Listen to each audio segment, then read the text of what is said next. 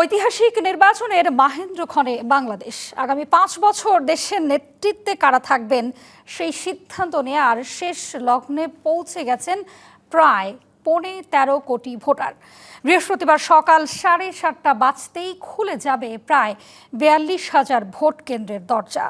এবার দেশের মানুষ শুধু আইন প্রণেতা নির্বাচনের জন্যই ভোট দিচ্ছেন না, রাষ্ট্র সংস্কারের লক্ষ্যে প্রণীত জুলাই জাতীয় সনদের পরিণতি কি হবে সেই সিদ্ধান্ত নিতে হচ্ছে তাদের।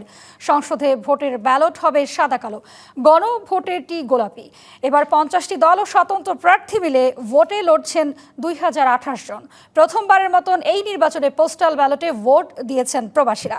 ত্রয়োদশ জাতীয় সংসদ নির্বাচনের ভোট গ্রহণকে অবাধ শান্তিপূর্ণ করতে সব প্রস্তুতি সম্পন্ন করেছে নির্বাচন কমিশন। বিতরণ করা হয়েছে নির্বাচনের সরঞ্জাম। ভোট ঘিরে দেশ জুড়ে জোরদার করা হয়েছে নিরাপত্তা ব্যবস্থাও।